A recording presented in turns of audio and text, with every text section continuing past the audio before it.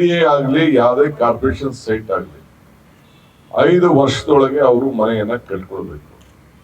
5 ವರ್ಷದಲ್ಲಿ ಮನೆ ಕಟ್ಟಲಿಲ್ಲ, ಒಂದು ಸ್ವಚ್ಛತೆಯನ್ನ ಅವತ್ತಿಂದಲೇ ಅವ್ರು ಕಾಪಾಡಬೇಕು. ಒಂದು ಮನೆಯನ್ನ ಕಟ್ಟಲಿಲ್ಲ ಅಂದ್ರೆ ಅದಕ್ಕೆ ಡಬಲ್ ಟ್ಯಾಕ್ಸ್ ಸಿಸ್ಟಮು, ಇಲ್ಲ ಅಂದ್ರೆ ವಾಪಸ್ ಸೈಟ್ ಅನ್ನ ಪಡ್ಕೊಳ್ಳುವಂತ ವ್ಯವಸ್ಥೆಯನ್ನ ಮಾಡಬೇಕಾಗ್ತದೆ. ನಿಮ್ಗೆ ಏನ್ ಬೇಕು ಎಲ್ಲ ನಾವು ಸಾಲ ಎಲ್ಲ ಬ್ಯಾಂಕ್ಗಳೆಲ್ಲ ಕೊಡ್ತದೆ, ಮನೆಗಳಿಗೆ ಕಡಿಮೆ ದರದಲ್ಲಿ ಕೊಡ್ತದೆ. ನೀವು ಚಿಕ್ಕ ಮನೆ ಯಾರು ಕಟ್ಕೊಳ್ಳಿ, ಆಮೇಲೆ ಬೇಕಾದ್ರೆ ಹೊಡೆದಾಕ್ಬಿಟ್ಟು ದೊಡ್ಡ ಮನೆ ಕಟ್ಕೊಳ್ಳುತ್ತೆ. ಆದ್ರೆ ಮನೆನೇ ಕಟ್ಟದೆ ಖಾಲಿ ಇಟ್ಕೊಂಡು ಬರೀ ಇನ್ವೆಸ್ಟ್ಮೆಂಟ್ ಅಂತ ನೀವು ಇಟ್ಕೊಂಡು ಕೂತ್ಕೊಂಡ್ರೆ ಅದು ನಾವು ಸರ್ಕಾರದವರು ಅಲ್ಲಾಗುವಂತ ಎಲ್ಲ ಅನಾಹುತಗಳಿಗೆ ಸ್ವಚ್ಛತೆಗೆ ನಾವು ಜವಾಬ್ದಾರಿ ಆಗ್ಲಿಕ್ಕೆ ಸಾಧ್ಯ ಇಲ್ಲ. ನಿಮ್ಮ ಆಸ್ತಿ ನೀವು ರಕ್ಷಣೆ ಮಾಡ್ಕೊಳ್ಬೇಕು, ರಾಜ್ಯದ ಆಸ್ತಿ ನಾವು ಕಾಪಾಡಬೇಕು. ಇನ್ನೊಂದು ದೊಡ್ಡ ಆಲೋಚನೆ ನನ್ನ ಮುಂದೆ ಇದೆ.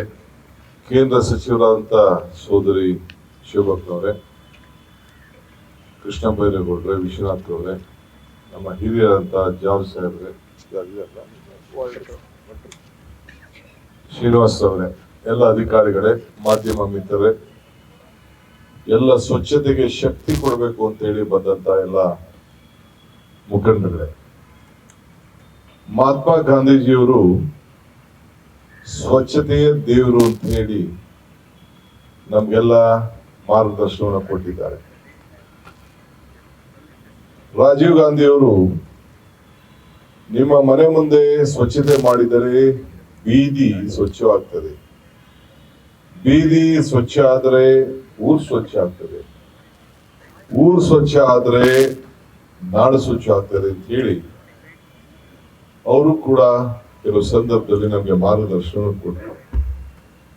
ಬೆಂಗಳೂರಿನ ಸ್ವಚ್ಛತೆ ಮಾಡಬೇಕಾದ್ದು ನಮ್ಮ ಕರ್ತವ್ಯ, ಆದ್ರೆ ನಿಮ್ಮ ಬೆಂಗಳೂರನ್ನ ಕಾಪಾಡಬೇಕಾದ್ದು ನಿಮ್ಮ ಕರ್ತವ್ಯ. ಬೆಂಗಳೂರು ಸರ್ಕಾರ, ಬೆಂಗಳೂರಿನ ಆಸ್ತಿ ನಮ್ದಲ್ಲ, ಬೆಂಗಳೂರಿನ ಆಸ್ತಿ ಸರ್ಕಾರದಲ್ಲ, ಬೆಂಗಳೂರಿನ ಆಸ್ತಿ ನಿಮ್ಮ ಆಸ್ತಿ. ನಿಮ್ಮ ಆಸ್ತಿಯನ್ನ ಕಾಪಾಡಬೇಕು ಅಂತ ಹೇಳಿ ಈ ಒಂದು ದೊಡ್ಡ ಅಭಿಯಾನವನ್ನ ಹಮ್ಮಿಕೊಂಡಿದ್ದೇವೆ.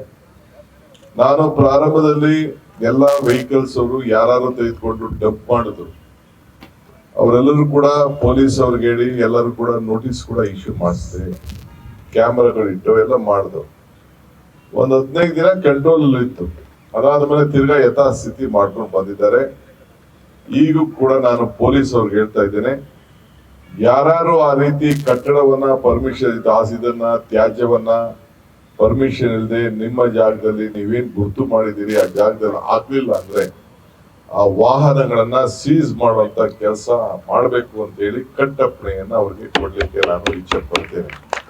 ಯಾಕೆಂದ್ರೆ ಅವರೇ ಎತ್ಕೊಂಡೋಗಿ ಹಾಕೋರೆಲ್ಲ. ಸೊ ಅದು ಬಹಳ ಜಾಗೃತಿಯಿಂದ ಇರಬೇಕು. ಇದು ನಾವು ನಾಗರಿಕರಿಗೆ ಸಿವಿಲ್ ಸೆನ್ಸ್ ನಾವು ತರಬೇಕು, ಜನರ ನಾಗರಿಕರನ್ನೇ ಇದು ಉಳಿಸ್ಕೊಳ್ಬೇಕು.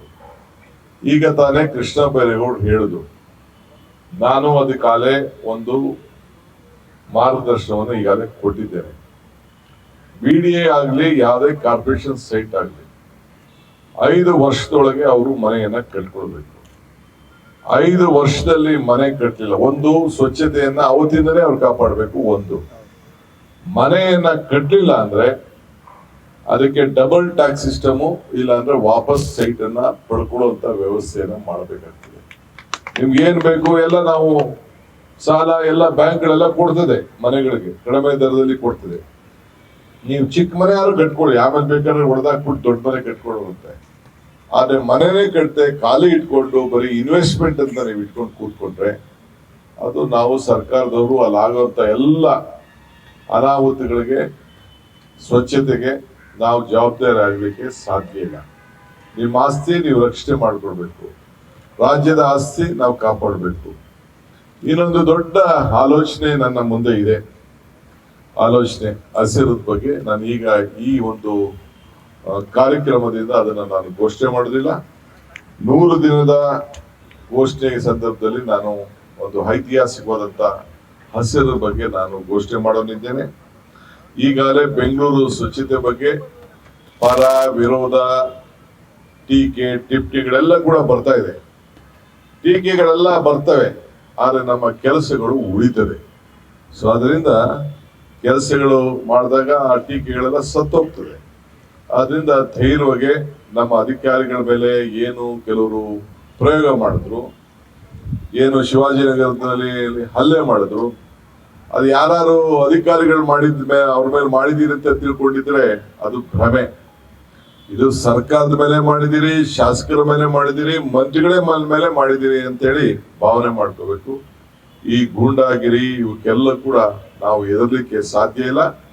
ಈ ತೀರ್ಮಾನವನ್ನ ನಾವು ಮಾಡಿರೋದು ಎಲ್ಲ ಸರ್ವ ಪಕ್ಷದ ಎಲ್ಲ ಶಾಸಕರನ್ನ ವಿಶ್ವಾಸಕ್ಕೆ ತೆಗೆದುಕೊಂಡೇ ಈ ಬೆಂಗಳೂರನ್ನ ಫುಟ್ಪಾತ್ ಅನ್ನ ತೆಗಿಬೇಕು ಅಂತ ಹೇಳಿ ತೀರ್ಮಾನವನ್ನು ಮಾಡಿದ್ದೇವೆ. ನಿಮ್ಗೂ ಕೆಲವು ಜಾಗಗಳನ್ನ ನಿಗದಿ ಮಾಡಿ ನಿಮ್ಗೂ ಜಾಗಗಳನ್ನ ಕೊಡ್ತೇವೆ. ಬೀದಿ ವ್ಯಾಪಾರದಲ್ಲಿ ಇರಬೇಕು, ನಾನು ಇಲ್ಲ ಅಂತ ಹೇಳುದಿಲ್ಲ. ಆದ್ರೆ ಹಂಗಂತ ಹೇಳಿ ಪಾದಚಾರಿಗಳಿಗೆ, ವೆಹಿಕಲ್ಗಳಿಗೆ ಮಾಡ್ಲಿಕ್ಕೆ, ಮೂವ್ಮೆಂಟ್ ಮಾಡ್ಲಿಕ್ಕೆ ತೊಂದರೆ ಆಗೋ ರೀತಿಯಲ್ಲಿ ಮಾಡ್ಲಿಕ್ಕೆ ಸಾಧ್ಯ ಇಲ್ಲ.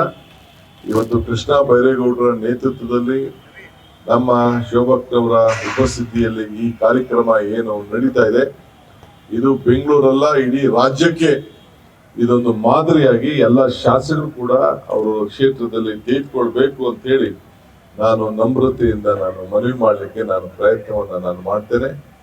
ಇದು ನಿಮ್ಮ ಬೆಂಗಳೂರು, ನಿಮ್ಮ ಮನೆ, ಇಡೀ ದೇಶ ನಿಮ್ಮನ್ನ ಗಮನಿಸ್ತಾ ಇದೆ. ಇಡೀ ಅನೇಕ ರಾಷ್ಟ್ರೀಯ ನಾಯಕರುಗಳೆಲ್ಲ ಇದಕ್ಕೆ ನಮಗೆ ಮಾರ್ಗದರ್ಶನವನ್ನ ಕೊಟ್ಟಿದ್ದಾರೆ ಹಿಂದೆ ಎಲ್ಲ. ಸೊ ಅದನ್ನ ಮುಂದುವರಿಸ್ಕೊಂಡು ಹೋಗೋಣ.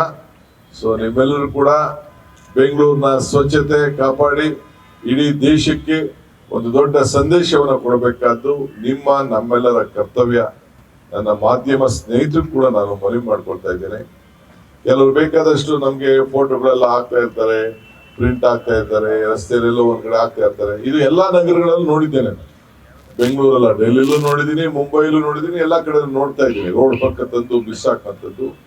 ಆದ್ರೂ ಕೂಡ ಬಹಳ ವರ್ಷ ಆಯ್ತು ನಮ್ಗೆ ಈ ಸ್ವಚ್ಛತೆ ಬಗ್ಗೆ, ಈ ತ್ಯಾಜ್ಯದ ಬಗ್ಗೆ ಬೇಕಾದಷ್ಟು ಕೋರ್ಟು, ಬೇಕಾದಷ್ಟು ಸಮಸ್ಯೆ ಇತ್ತು. ಆದ್ರೆ ಈ ಹಂತಕ್ಕೆ ಬಂದಿದ್ದೇವೆ. ಮುಂದೆ ಅದನ್ನ ದೊಡ್ಡ ಒಂದು ಹೊಸ ರೂಪವನ್ನ ಕೊಡ್ತಾ ಇದ್ದೇವೆ. ಇದಕ್ಕೆಲ್ಲ ನಿಮ್ಮ ಸಹಕಾರ ಇರಲಿ.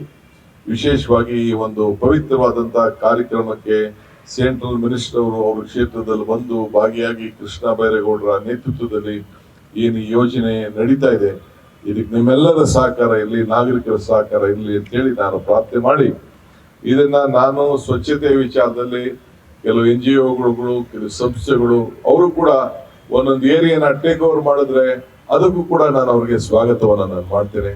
ನೀವೇನು ಇಡೀ ದೊಡ್ಡ ಬ್ಲಾಕೇ ಮಾಡಕ್ ಹೋಗ್ಬಿಡಿ, 4 ರಸ್ತೆ ತೆಗೆದುಕೊಳ್ಳಿ.